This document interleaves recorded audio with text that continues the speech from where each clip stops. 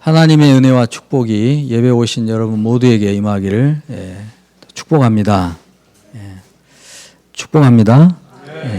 대답을 잘 하시라고 방금 그러셨잖아요. 설교 전에 그 팁 하나 드립니다. 리스판스라는 영어의 뜻은 반응이라는 뜻이죠. ability는 능력입니다. responsibility 그러면은 그대로 하면 반응력이죠. 그런데 responsibility 하면 무슨 뜻이죠? 책임감입니다. 그래서 반응을 잘 할 줄 아는 사람이 책임감이 큽니다. 그래서 반응을 잘 하시기를 축복합니다. 오늘 성령의 생수에 강해서 살자는 제목으로 은혜 말씀을 좀 나누겠습니다. 3대 절기에 대해서 좀 먼저 나누겠는데요. 절기를 통한 하나님의 계시가 있습니다. 유월절, 먼저 유월절은 어린 양의 피를 통해 죽음의 재앙을 넘기고 애굽에서 해방된 것을 기념하는 절기죠. 이 유월절은 예수 그리스도의 십자가 죽음과 부활을 통해서 그 의미가 완성되었습니다. 그리고 오순절, 두 번째 오순절은 유월절 지나 50일째 되는 절기입니다. 유월절 후 열흘이 5번 지난 날이라 해서 오순절 이렇게 부르죠. 그때는 보리를 추수하는 시즌이어가지고 맥추절이라고도 부르죠. 또 첫 추수기 때문에 초실절, 일주일이 7번 지난 날이라 해서 칠칠절 이렇게 부르기도 합니다. 구약 때는 이 오순절에 시내산에서 하나님의 말씀을 율법을 받았고 신약에서는 성령을 받았습니다. 성령께서 믿는 자 안에 내주하심으로써 이 오순절의 의미도 완성되었죠. 세 번째는 초막절입니다. 오늘 본문의 배경이 되는 초막절. 초막절은 출애굽 후 광야 천막 생활을 기념하고 또 물이 없어서 죽게 생겼을 때 하나님께서 반석에서 생수를 내주신 것에 감사를 표하는 그런 절기입니다. 초막절은 에스겔 47장에서 예언되었고 또 요한계시록 22장에서 이루어질 그 천국의 삶을 예표하고 있는 절기입니다. 추수한 열매를 곳간에 저장하는 절기다 해서 수장절이라고도 하고 또 참성전된 하나님과 어린 양의 장막에서 살 것을 보여주고 있기 때문에 장막절 이렇게 부르기도 합니다. 따라서 이 초막절의 의미는 아직 완성되지 않았어요. 유월절과 오순절은 완성됐습니다. 그러나 초막절은 우리가 기다리고 있습니다. 지금 이 초막절의 초점은 반석이신 예수 그리스도를 믿음으로 성령을 받아 성령의 생수에 강해서 사는 것이 초막절의 초점입니다. 그래서 예수께서 초막절 마지막 날, 큰 날이라고 표현하고 있죠. 이 마지막 날에 누구든지 목마르거든 내게로 와서 마시라. 나를 믿는 자는 성경의 이름과 같이 그 배에서 생수의 강이 흘러나리라고 외치신 것입니다. 그리고 예수께서 외치신 대로 예수 부활 50일째 되던 오순절에 최초의 성령 세례 사건이 120명의 제자들에게 이루어졌죠. 그때부터 시작해서 지금까지 계속해서 예수 그리스도를 믿는 사람들에게 성령 세례가 이루어지고 있습니다. 그리고 종말 심판 후에는 에스겔 47장과 계시록 22장에 예언된 것처럼 하나님과 어린 양의 보좌에서 흘러나오는 생수의 강에서 살게 될 것입니다. 이것이 초막절에 선언하신 예수 그리스도의 계시죠. 오늘 설교의 목표는 성령 하나님의 실존에 대한 믿음을 확고하게 해서 성령의 생수의 강에서 살도록 도전을 주는 것이 오늘 설교의 목표입니다. 먼저 확실히 해야 할 것은 성령님이 하나님이시란 사실입니다. 성령님은 어떤 힘이나 에너지가 아닙니다.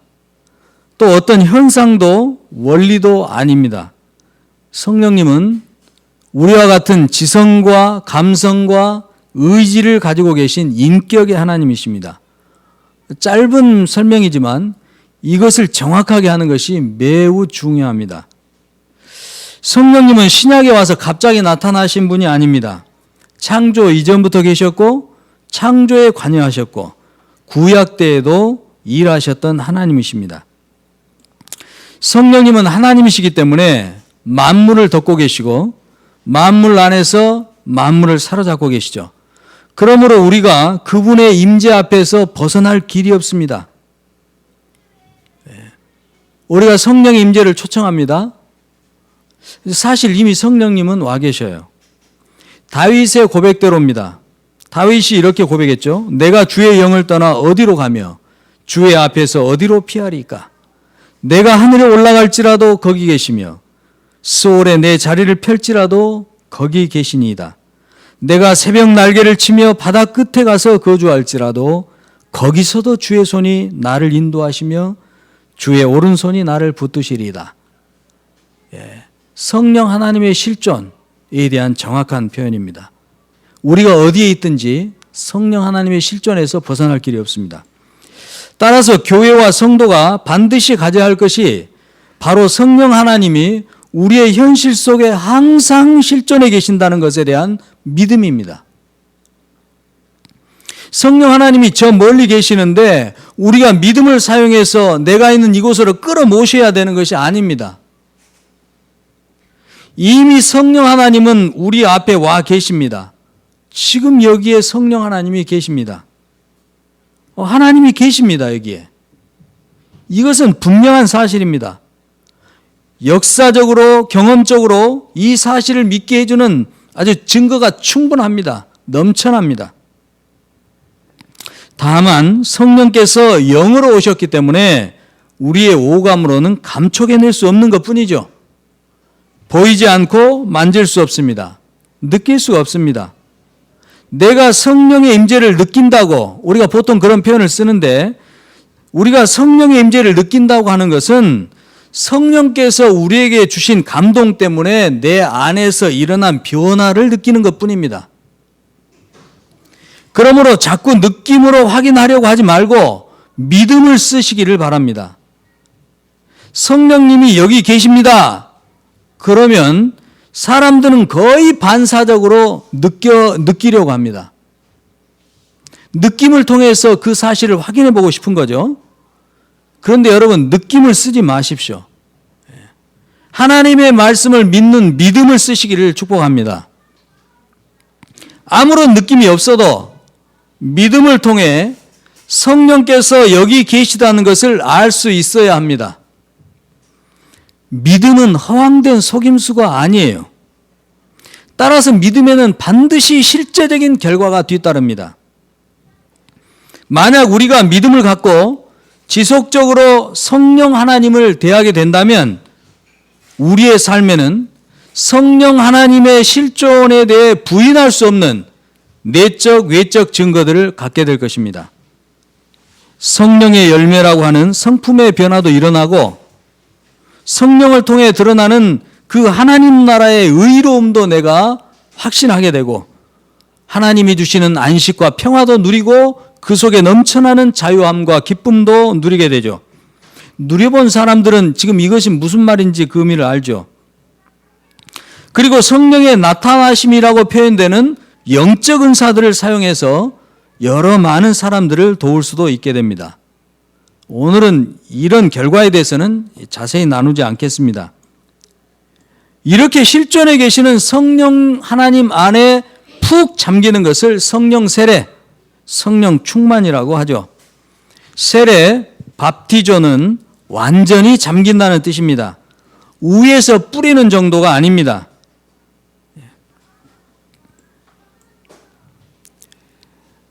장로교에서는 세례 받을 때 약식 세례를 받죠. 물로 뿌립니다. 목사님이 뿌려줍니다. 근데 원래 세례는 침례입니다. 잠기는 것입니다.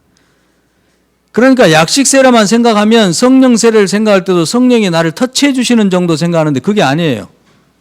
성령 안에 완전히 잠기는 것이 성령 세례입니다. 그리고 성령 세례가 결혼 첫날이라면 성령 충만은 계속되는 결혼 생활, 이렇게 비유해 볼 수 있겠죠. 어쨌든 성령님 안에 잠긴다는 것은 내가 하나님 속으로 들어가고 하나님이 내 속으로 들어오신다는 의미예요.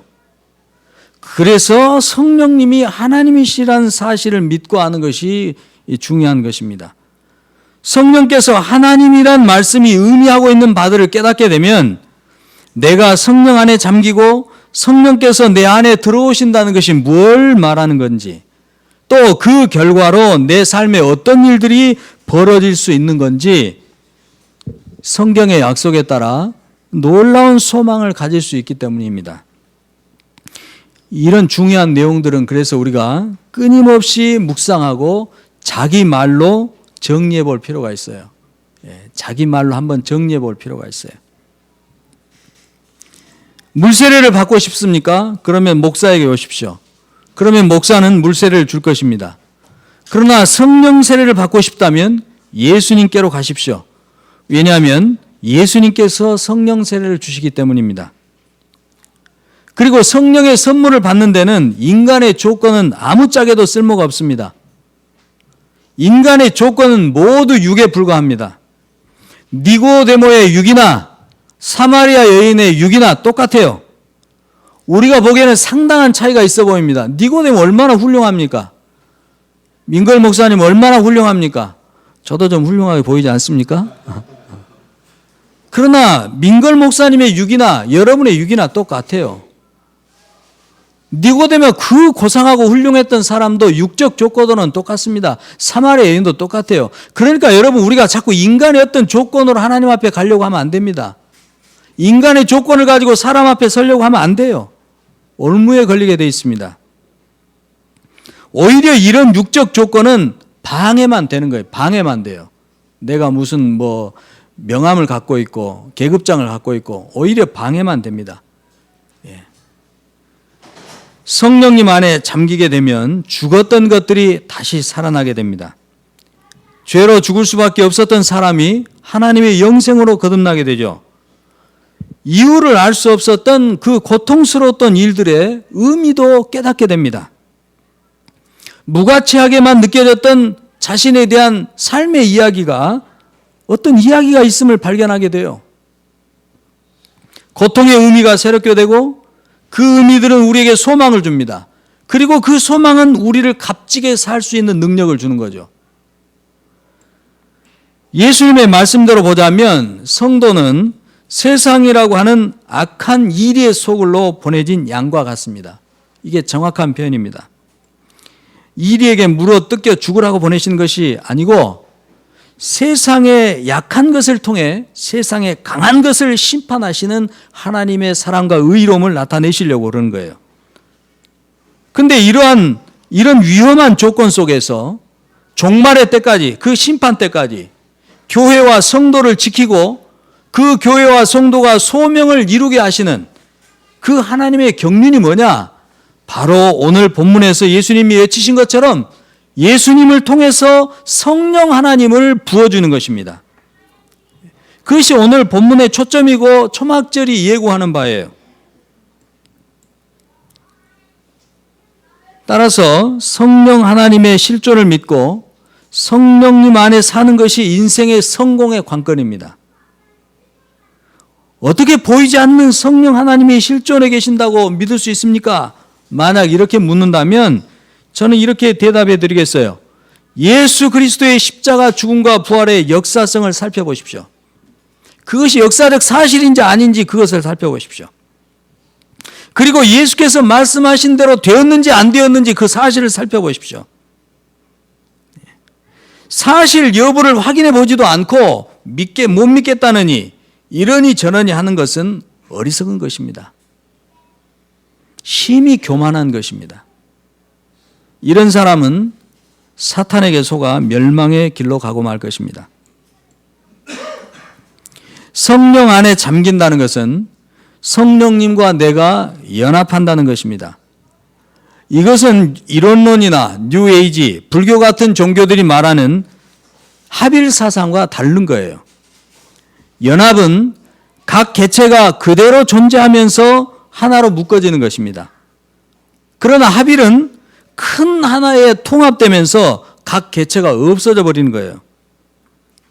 오히려 이 합일 사상에 따르면 각 개체가 그대로 존재하는 것은 합일의 장애가 됩니다.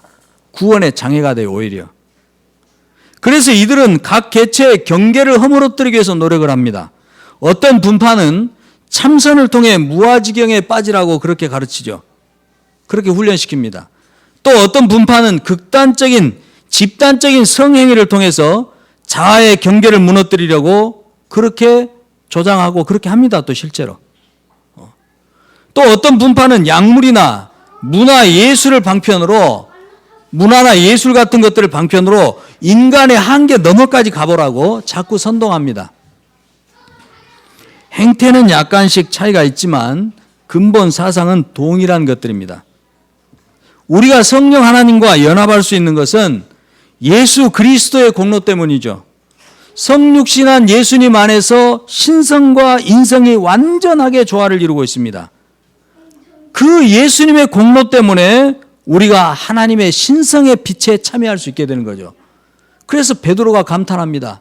하나님의 신기한 빛 속에 들어가게 하신 그 하나님의 은혜를 그가 찬양하며 감사합니다. 여러분, 우리는 신은 아니지만 신적 존재로서, 하나님은 아니지만 하나님과 같은 존재로서 하나님의 신비한 그 신성 속에 참여할 수가 있습니다. 놀라운 것이죠.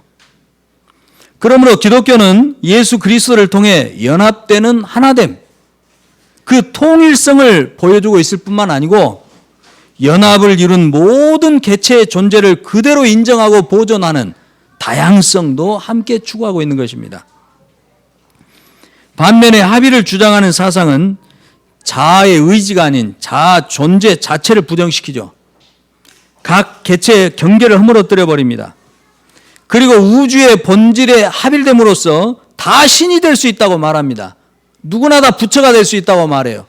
누구나 다 우주의 본질에 합일되면 우주의 에너지, 능력을 다 사용할 수 있다고 말합니다. 리차드 바크의 갈매기 조나단의 꿈 뒤편에 보면 뉴에이지 사상이 나와 있어요. 앞쪽은 대단히 좋고 아주 그럴듯한 설명들을 가지고 있지만 뒤쪽은 완전히 뉴에이지예요.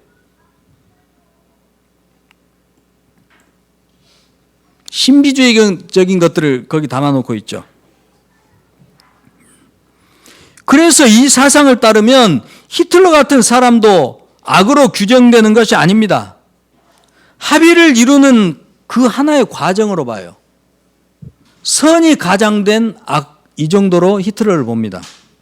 사탄이 곧 부처고 부처가 곧 사탄이라고 한 것이 그들에게는 아무 문제가 되지 않아요. 우리에게는 심각한 문제지만. 그러나 하나님은 분명히 말씀하시죠. 선을 악하다 하고 악을 선하다 하는 자에게는 화가 있을 것이다. 하나님의 말씀이에요. 화가 있을 것이다. 성령님과 연합하는 것은 나의 의지를 성령님의 의지에 맞추는 것이지 내 존재 자체가 부정되는 것이 아닙니다.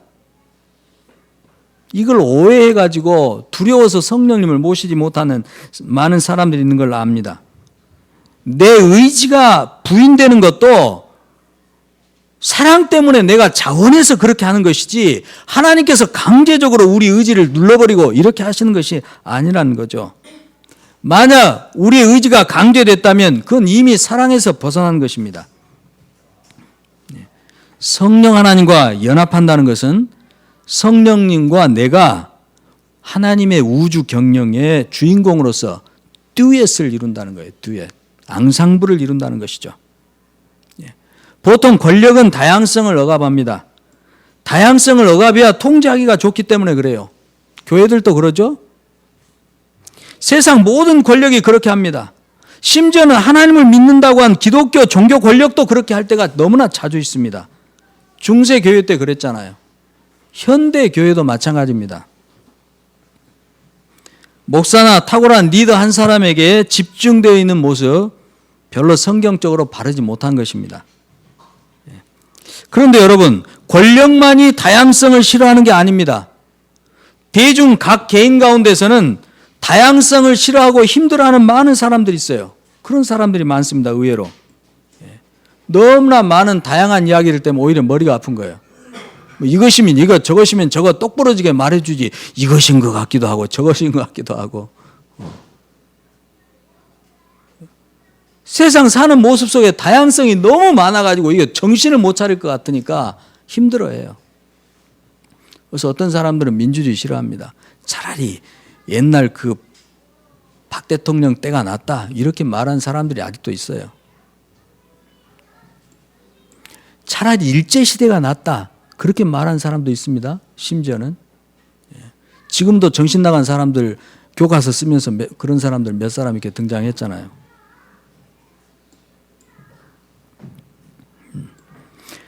근데 이 각 개인 중에는 이렇게 다양성이 힘들고 두려워요. 어려워요. 이성을 사귀는 게 너무 힘들고 두려워요. 나하고 너무 다른 사람과 조화를 이룬다는 게 이 여간 힘든 게 아니에요. 그래서 동성애에 빠지기도 합니다. 이런 사람들이 불교나 힌두교, 이론주의, 뉴에이지 운동과 같은 이단에 빠지기가 쉬워요. 왜냐하면 이런 사람들한테 이 이론론적 합일 사상은요, 그야말로 복음으로 다가오거든요. 사랑하자, 하나 되자 그러니까 너는 곧 나고 나는 곧 너요. 얼마나 영성이 깊어 보입니까?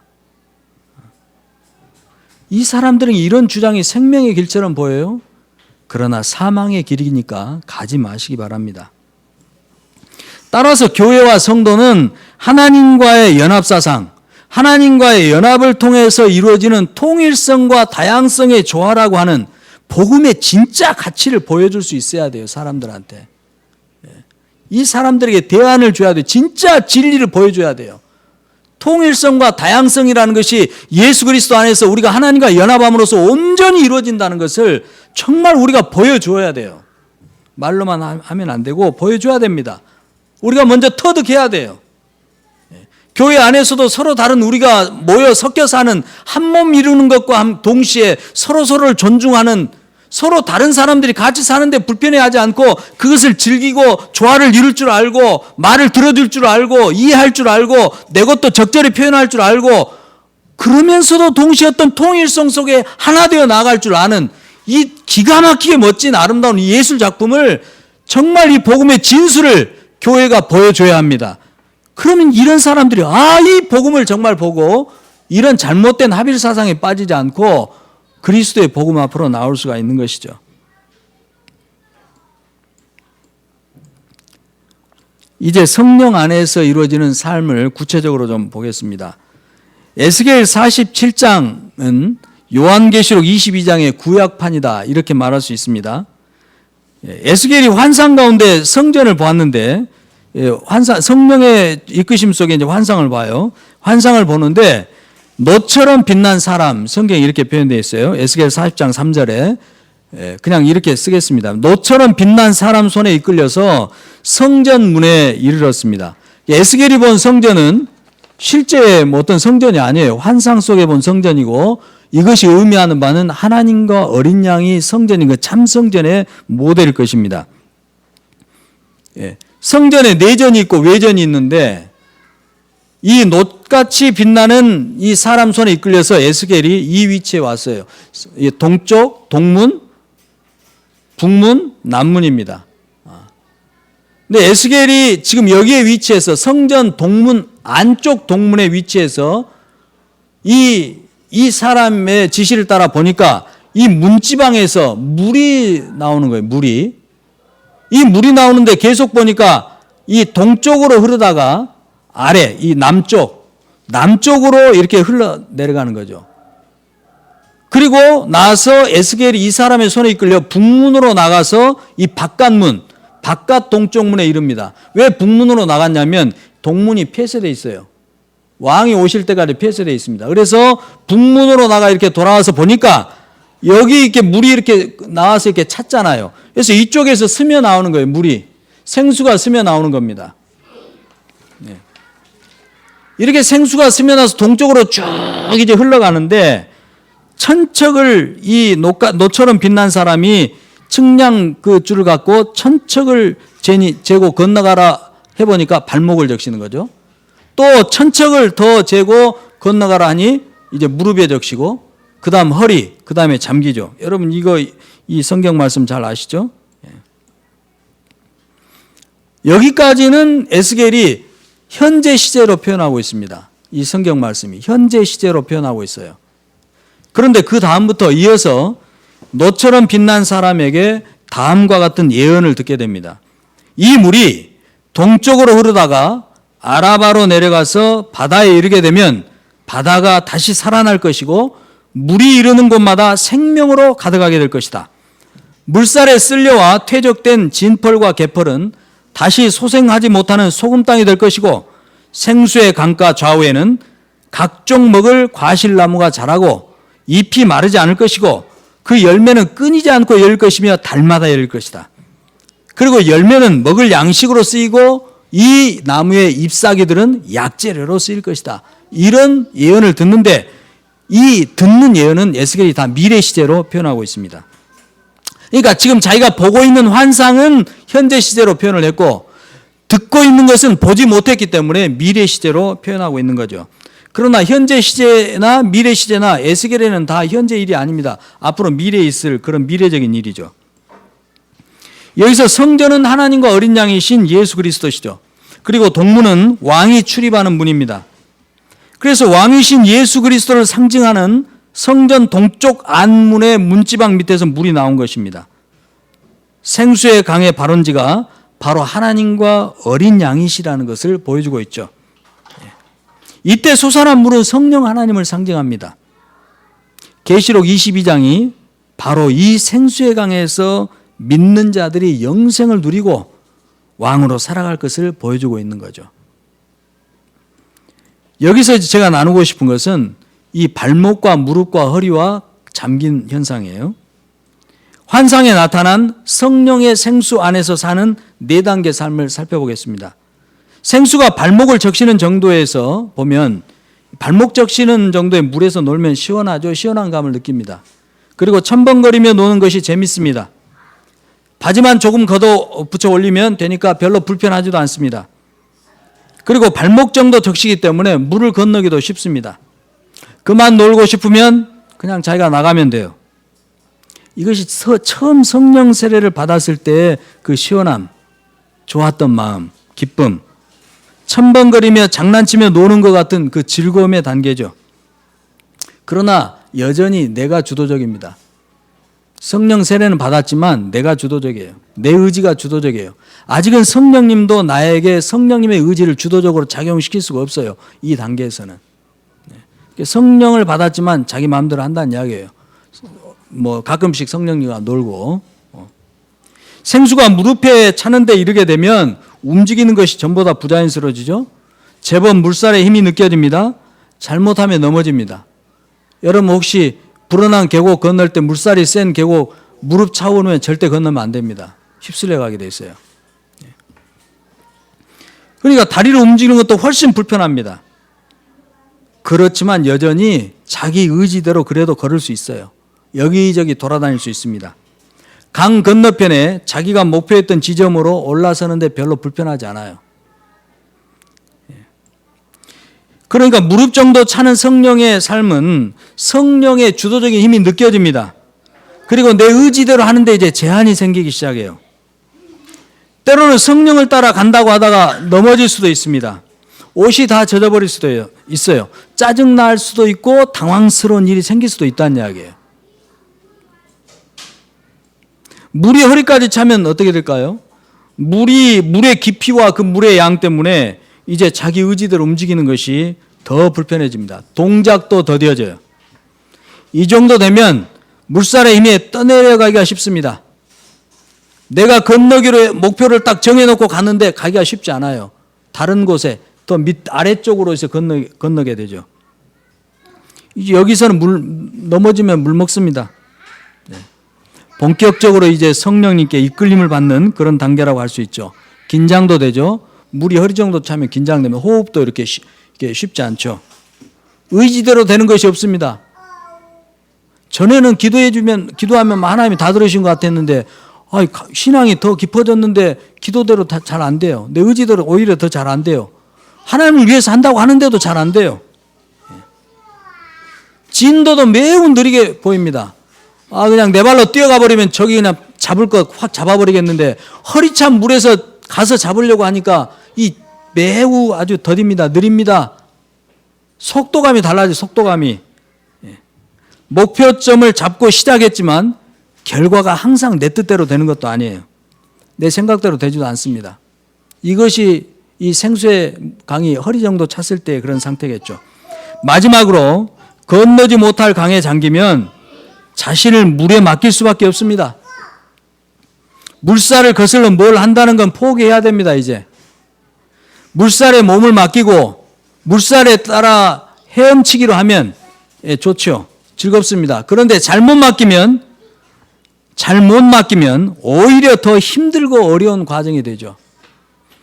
이 상태가 됐는데도 물살을 거슬려서 뭔가 해보려고 하면 백전백패 안 됩니다. 잘 맡기면 즐거운 누림이 될 것이고 잘못 맡기면 더 어렵고 힘든 과정이 될 것입니다. 이 단계는 정말 성령님과 환상적인 듀엣을 이루는 단계예요. 성령의 이끄심에 완전히 맡기고 그 생수의 강의 부력이 떠받쳐지는 압력을 즐기면서 기뻐하고 안식하며 자유를 만끽할 수 있는 단계입니다. 성령님은 나를 통해서 일하시고 나는 성령님을 의지해서 일을 합니다. 환상적인 싱크로나이즈, 그 율동이 이루어질 수 있는 단계죠. 바로 우리가 최종적으로 목표 삼아야 할 그런 단계입니다. 여기서 성장 프로세스의 주요 변수는 시간이 아닙니다, 여러분. 시간이 간다고 되는 게 아니에요, 이건. 컨베이어 벨트에 올라탄 것처럼 시간 지나면 자동적으로 다음 단계 넘어갈 수 있는 게 아닙니다. 다시 말씀드리지만 구원은 하나님과의 관계 회복이죠. 인격적인 관계 회복입니다. 인격적인 관계라는 것은 사랑과 의라는 띠를 같이 메고 삶을 나누는 거예요. 따라서 이 성령 안에 사는 삶의 성장 프로세스의 가장 중요한 변수는 뭐냐면은 사귐. 하나님과의 사귐. 그 정도예요. 성령 하나님을 사랑하면 할수록 사귐의 정도가 깊어지면 깊어질수록 이 성장 프로세스는 계속해서 확실하게 가동될 것입니다. 그런데 오늘 본문의 유대인들은요, 할례 징표를 가지고 있다는 만족감에 취해서 성령을 거부합니다. 이 할례는 하나님이 주신 언약의 징표입니다. 사도행전 7장에 소개된 스데반의 설교를 보면 할례의 언약을 아브라함에게 주셨더니 이렇게 스데반이 설교하죠. 그러니까 할례는 이스라엘이 하나님의 언약 백성이라는 것을 입증해 주는 이스라엘 스스로 만든 징표가 아니라 하나님께서 주신 언약의 징표예요. 그래서 이 할례는 굉장히 중요한 징표죠. 매우 소중히 여겼습니다, 이스라엘이. 따라서 이 유대인들은 안식일에도 할례를 했어요. 아무것도 하지 말라는 그 안식일의 할례만큼은 했습니다. 그들이 내뱉는 대표적인 저주가 뭡니까? 이 할례 받지 못한 백성 같으니라고. 이거 아니에요?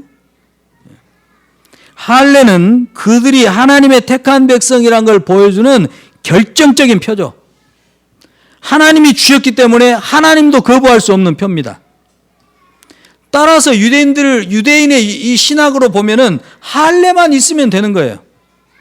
신명기 10장 16절에 이미 신명기 10장 16절에서 모세가 이미 마음의 할례를 받는데 신경을 써야 한다고 이미 이야기했지만 이 마음의 할례를 받는 거 별로 들어오지도 않아요, 귀에. 별로 신경 쓰지도 않는 거예요. 그러니까 성령 하나님에 대해 관심도 없고 무지한 것입니다. 할례에 대한 우월감과 만족감에 취해가지고 성령을 받지 못하는 종교 지도자들, 불쌍한 사람들이죠. 오늘날도 마찬가지입니다. 교단의 대표적인 인물들이 됐는데 성령 세례를 못 받았다. 말도 못하고 방언도 못하고 어디 가서 방언 받게 해주라고 이렇게 부탁하지도 못하고 성령의 은사가 뭔지도 모르고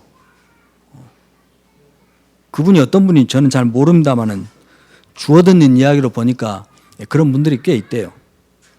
제가 목사님들 비난하려고 그런 게 아니고 지금 우리의 어떤 그 현주소를 정확하게 좀 살펴보자고 드린 말씀입니다.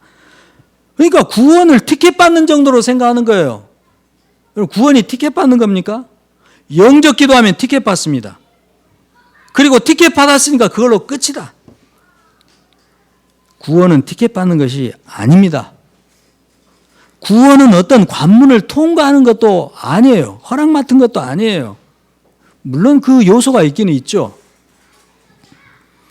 구원의 정확한 정의는 하나님과의 관계 회복입니다. 하나님과 관계가 다시 회복된 게 구원입니다. 그런데 관계라는 것은요, 동작의 완료가 있을 수 없어요. 관계라는 것, 그 성격 자체가 무슨 티켓을 받았으니까 됐다, 이런 식의 동작의 완료라는 것이 관계에서는 있을 수가 없습니다. 적용될 수가 없어요. 관계라는 것은 끝없이 주고받고 변화하고 성장하는 상태의 지속, 그 관계 지속적인 상태에 더 깊어지고 더 성장하고 발전하는 그것이 있는 것이지 어떤 완료적인 것이 없다니까요. 구원에는 완료가 아닌 거예요. 구원이라는 것은 된 게 없어요. 그러니까 지금 계속 진행형입니다. 그런데 지금까지 교회가 구원을 설명할 때 천국 티켓 받았다는 식으로 가르치고 찬양도 그렇게 열심히 불렀기 때문에 참으로 웃기는 일들이 지금 벌어지고 있는 것입니다. 또 사도행전 5장에 보면 성령의 엄청난 역사가 역동적으로 이루어지고 있던 그 초기 교회 시대에 돈 때문에 성령을 속이려다가 죽은 사람 이야기 나오죠. 아나니와 삽비라 부부. 여러분, 돈 때문에 성령을 속이지 마시기 바랍니다. 뭐 그때처럼 성령께서 지금 돈으로 성령님 속이려 한다고 확 죽이시지는 않겠지만 사탄의 올무에 빠져 들어가고 있다는 것을 깨달아야 돼요.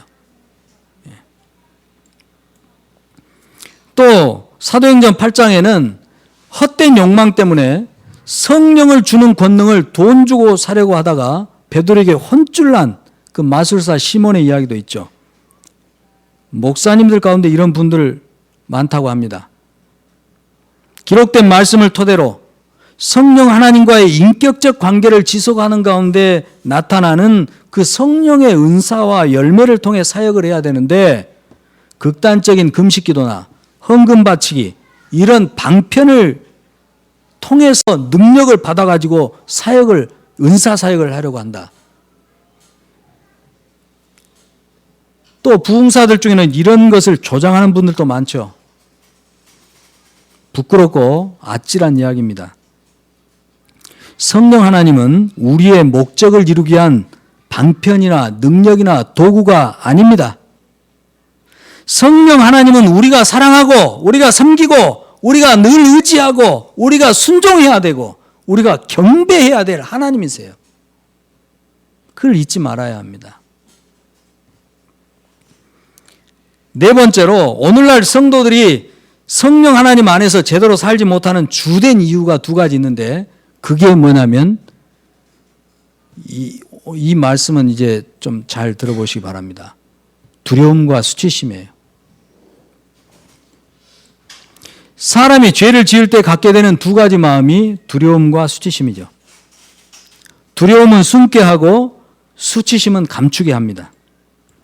두려움은 자아를 외부와 분리시키고 고립시켜요. 제가 개념적으로 정리한 거라 여러분 잘 묵상하시면서 소화시키시기 바랍니다. 그리고 수치심은 한 걸음 더 나아가서 판단하는 자아 그리고 판단받는 자아 이 두 자아로 자기 자신을 분열시켜버려요.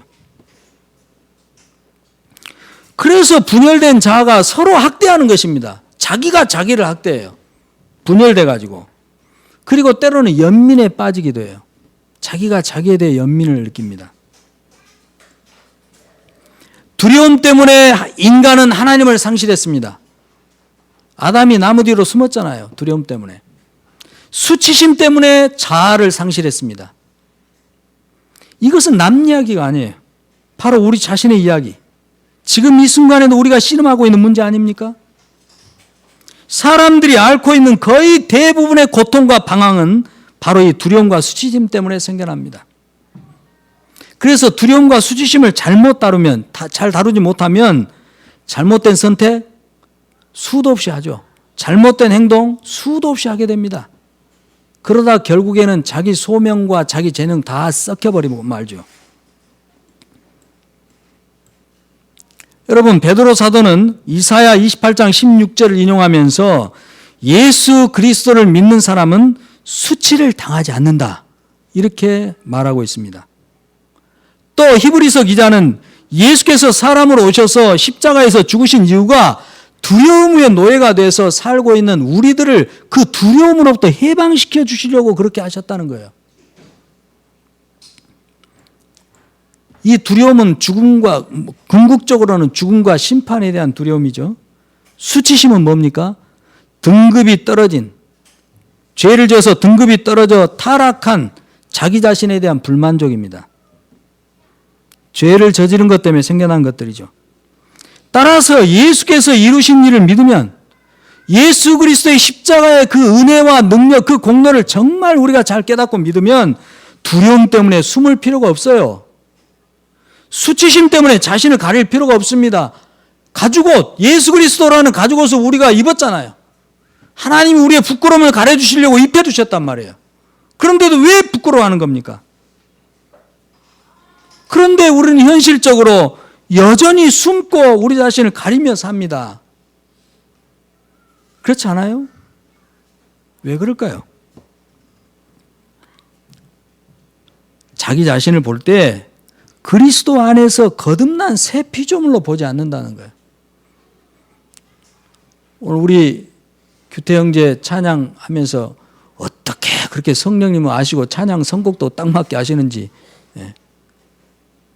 은혜로 자기를 봐야 되는데, 예수 그리스도 안에서 거듭난 새 피조물이라는 정체성을 가지고 나를 봐야 되는데, 이 은혜의 관점에서 자기를 보지 못하고 여전히 자신의 어떠함으로 자기를 내보이려고 하니까, 그럼 여러분 여지없이 두려움과 수치심에 당하게 됩니다.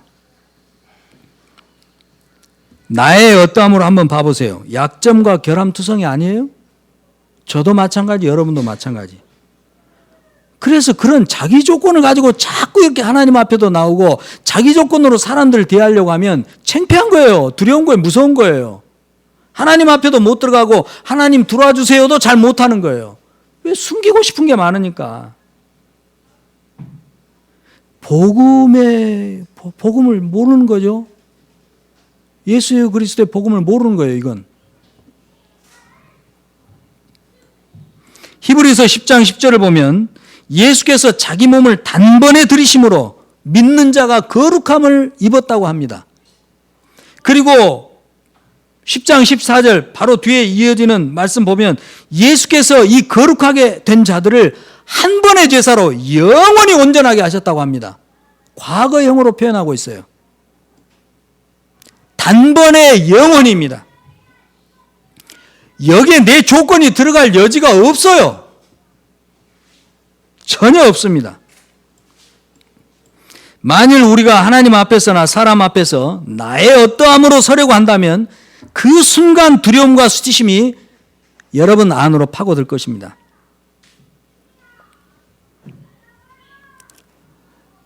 혹시 원치 않게 죄를 지었다 할지라도 자신이 도적 중에 괴수란 것을 안 사람들은 그렇게 놀라지 않습니다, 여러분. 저는 제가 죄를 지어도 별로 놀라지 않습니다. 뻔뻔해서 그런 게 아닙니다.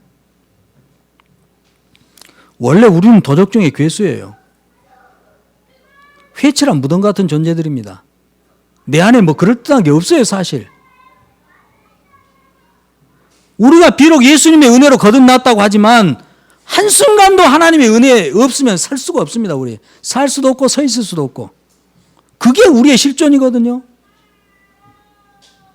그런데 우리가 드러낼 게 뭐가 있어요? 하나님 앞에 우리가 이게 드러낼 게 있어요? 우리가 하나님 위해서 뭘 할 수가 있습니까? 제가 은혜 받고 하도 하나님께 제가 주님을 위해 살겠습니다. 그러니까 하나님이 답답하셨는지 저를 아브라함의 그 동산 같은 곳으로 끌고 가셔가지고 하늘에 수없이 많은 별들을 환상 가운데 보게 하시면서 물어보시더라고요. 그래? 네가 나를 위해서 뭘 해줄랜데? 순간적으로 깨달아지는 것. 고백이 나옵니다. 하나님, 제가 주님을 위해서 할 것이 없군요. 다 주님 것이고 주님이 다 이뤄놓으셨는데 내가 뭘 주님 거에다가 뭘 더 보탤 게 내가 어디 있어요? 보탤 수도 없고 능력도 없고 자격도 없고. 여러분, 우리는 참으로 무능한 피조물에 불과합니다. 이게 우리 실존이에요. 그래서 별로 놀라지 않는다는 거예요. 원치 않은 죄를 지으면 저는 이렇게 합니다. 심호흡 한번 하고 신음소리 한번 끙 하고 내고, 나란 인간이 뭐 원래 그렇지 뭐. 주님 죄송합니다. 저는 원래 이런 인간에 불과합니다. 그런 저를 새롭게 하시는 주님 감사합니다. 그런 저에게 하나님 은혜를 베푸신 주님 감사합니다. 주님 용서해 주세요. 그리고 털어버려요 그냥. 털지 못하고 계속해서 고백했으면서도 그걸 붙들고 있는 것은 뭐냐면 자기 조건 가지고 있는 거예요. 자기의 행위 어떠함으로 주님 앞에 뭔가 합격증을 받으려고 지금 애쓰고 있는 거예요. 버리십시오. 포기하십시오. 그렇게 하지 마십시오. 제가 양심이 불량해서 그런 게 아닙니다. 제가 사이코패스에서 도덕감이 없어서 그런 게 아니에요. 자기를 볼 때 자기의 조건으로 보는 것이 아니라 오직 단번에 영원히 자신을 드림으로써 우리의 두려움과 수치로부터 완전히 우리를 해방하신 그 그리스도의 은혜를 따라 나를 보기 때문에 그렇게 할 수 있는 것입니다. 철저한 자기 부인. 나는 아무것도 아니다. 어떤 것도 해낼 수 없는 존재다. 그리고 동시에 철저한 자기 인정. 나는 도적 중의 괴수다. 여러분 다 도적 중의 괴수들이세요. 여러분 다 고멜과 같은 사람들입니다. 예. 고멜이라고 그러니까 상처받아가지고 교회를 떠난 어떤 자매가 갑자기 생각이 나네요. 예. 실존에 그게 우리의 모습이에요. 그게. 예. 근데 우리 안에 뭔가 그럴듯한 게 있다고 생각하니까 그걸 가지고 하나님 앞에 사람 앞에 서려고 하니까 두려움과 수치심이 여지없이 당하는 거죠. 여러분 우리는 하나님 앞에 옳다고 인정받을 만한 것 하나도 가지고 있지 않습니다. 하나도 없습니다. 여러분. 눈꽃만큼도 없습니다.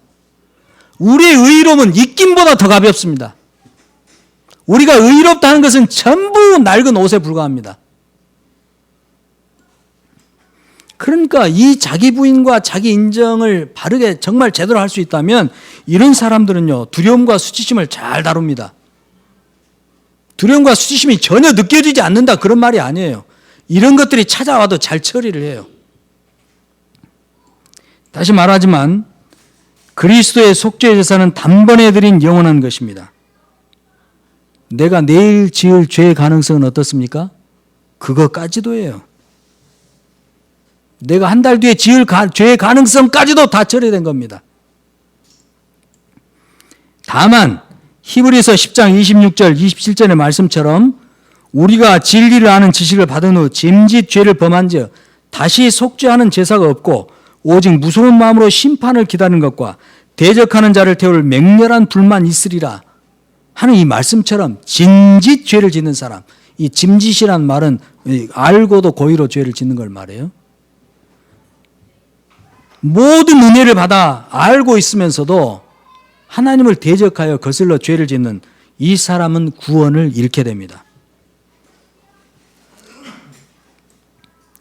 성도 여러분, 왜 숨고 왜 가리십니까? 왜 성령님 안에 완전히 들어가지 못하십니까? 왜 그 속에서 살려 하지 않습니까? 이유가 있다면 명백해요. 하나는 아직 내 마음대로 하고 싶은 거예요. 그냥 이 세상 속에서 내가 하고 싶은 대로 그냥 살고 싶은 거예요. 다른 말이 아니라 다른 변명할 필요 없습니다. 아니면 이 두려움과 수치심 때문에 성령 안에 들어가지 못하는 거죠.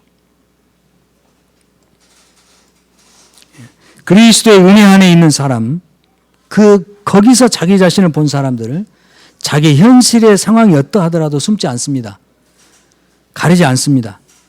상대방의 유익을 위해서 지혜롭게 조절할 뿐이지 가리지 않아요. 그래서 이런 사람들에게는 성화의 선순환이 계속되는 거죠. 성령 안의 삶이 더 깊어지는 것입니다. 그러나 거듭난 새 피조물로 보지 못하고 자기 조건으로 자기를 보는 사람은 두려워서 계속 하나님의 낯을 피하게 될 것입니다. 그리고 이런저런 이유 때문에 창피해서 문 닫고 마음 문 닫고 아닌 척하고 살게 될 거예요. 자유롭지 못한 삶이죠. 정직하지 못한 것입니다. 한여름에도 두꺼운 옷 껴입고 다니는 것처럼 아주 불편할 거예요. 영원히 불편할 거예요. 삶이 피곤할 것입니다. 이제 말씀을 정리해 보려고 합니다. 오늘 본문에 유대인의 실상을 보여주는 중요한 단서들이 몇 가지 있는데, 첫 번째는 유대인들이 하나님을 알지 못했다. 이게 예수님의 평가입니다. 유대인들이 안고 있는 문제는 한마디로 그거예요. 하나님을 모르는 거예요. 28절에서 예수님께서 유대인들을 향해 그러셨지 않습니까? 너희는 그를 알지 못한다. 유대인 이스라엘의 그 수없는 역사 속에 하나님의 율법을 가지고 하나님 섬긴다고 살아왔지만 하나님을 모르는 거예요. 하나님을 모르기 때문에 그리스도를 하나님으로 인정하지 못하는 겁니다. 그리스도를 믿어요. 오실 것을 믿어요. 그리스도의 존재에 대해서 압니다. 근데 그리스도가 하나님이시라고 믿지를 않아요. 그러니까 유대인들은 지금도 예수님을 선지자 정도로 여기지 않습니까? 앞으로도 마찬가지예요. 회개하지 않는 유대인들은 앞으로 혹시 메시아가 와도 그 메시아를 하나님으로 인식하지 않을 것입니다. 유대인의 신관이 그래요. 신관이. 유대교회. 26절에 그랬잖아요. 보라, 드러나게 말하되 그들이 아무 말도 아니하는도다. 당국자들은 이 사람을 참으로 그리스도인 줄 알았는가? 그리스도에 언급하면서도 하나님일 것이라는 그 단서가 전혀 없어요. 이들의 대화 속에. 유일신론 맞습니다. 그러나 이들의 신앙은 거의 단일신론이죠. 세 번째로는 이 유대인들 할례에 대한 집착, 조금 전에 말씀드렸기 때문에 넘어가겠습니다.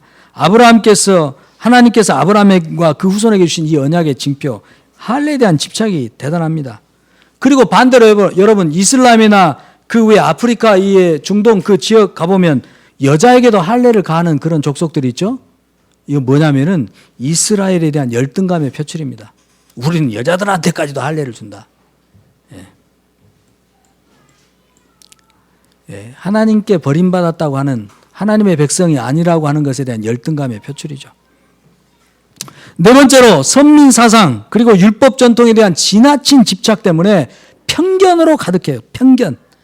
지금 기독교도 편견으로 아주 가득합니다.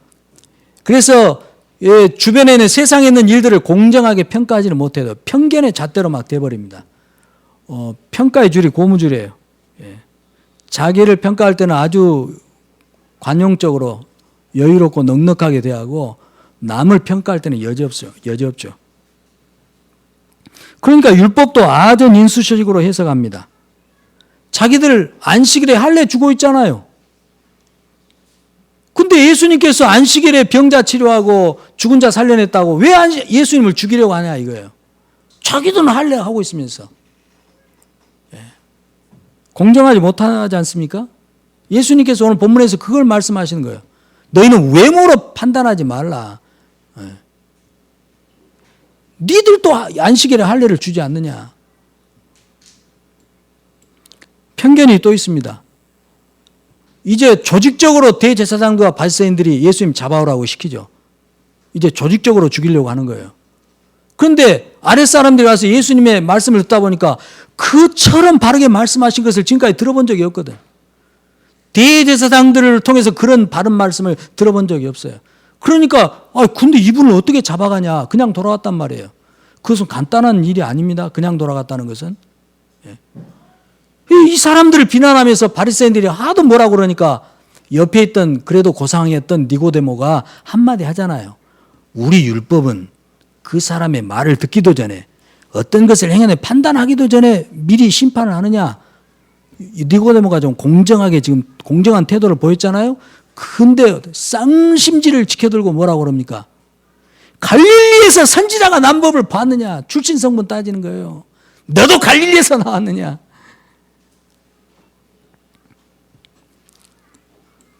갈릴리에서 선지자 딱 한 사람 나왔습니다. 요나. 갈릴리에서는 선지자가 나오지 않았어요. 역사적으로. 그걸 이야기하는 거예요. 그러니까 이 유대인들 이런 이유들 때문에 하나님이신 예수 그리스도를 배척하다 십자가에 죽여버립니다. 하나님이신 성령님께 관심을 보이지 않아요. 성령에 대해서 예수님께서 외치셨는데도 관심을 보이지 않습니다. 성령을 무시하고 거부합니다. 오늘 현대 그리스도인들도 성령 하나님의 실존에 대해서 무지합니다. 그리고 예수께서 두려움과 수치심으로부터 완전히 벗어날 수 있게 해 주셨는데도 이 복음을 안다고 하지만 복음을 모르는 거예요. 누리지를 못하는 거예요. 정확하게 복음의 진리, 십자가의 도를 모르는 것입니다. 그래서 여전히 고통당하는 겁니다. 그리고 또 한편에서는 이 성령님을 인격의 하나님으로 몰라서 그 도구로 삼아요. 능력이나 힘이나 에너지, 원리 이렇게 비인격적인 로고스 정도로 격화시킵니다. 성령님을. 따라서 우리 사랑하는 형제 자매 여러분, 성령님은 하나님이십니다. 그리고 여기에 실존해 계세요. 우리가 느낌을 쓰지 마시고 믿음을 쓰시기 바랍니다. 성령님, 하나님이 여기 계세요. 한번 깊이 한번 생각해 보세요. 예.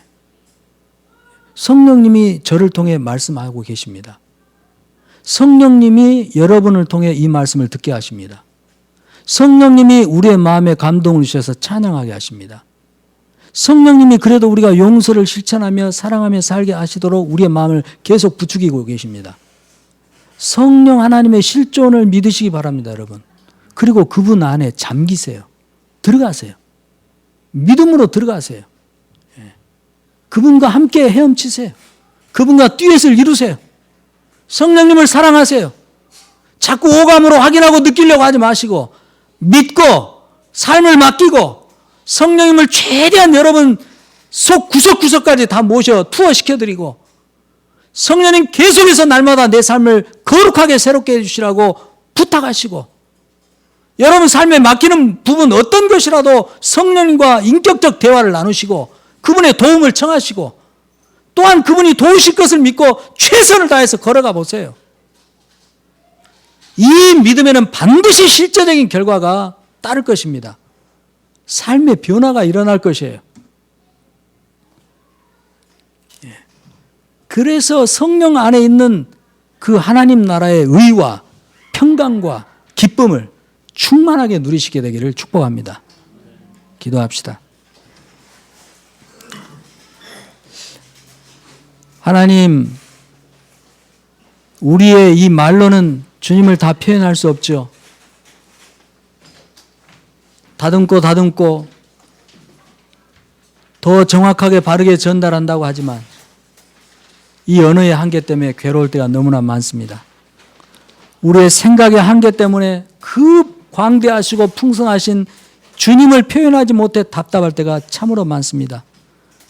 그러나 예수님의 말씀처럼 우리에게 더 유익된 것은 영이신 성령께서 우리 각자 속으로 다 오셨기 때문에 성령께서 우리 개인 과외 교사로 다 오셨기 때문에 이제 직접적으로 성령님을 통해 우리 말로 다 표현하지 못했던 것, 우리 생각으로 다 나누지 못했던 것, 성령님과 함께 직접적으로 그 풍성함들을 다 누릴 수 있게 되었습니다. 성령 하나님의 실존 여기에 계심을 믿고 주님을 사랑하며 주님께 우리의 마음을 드립니다.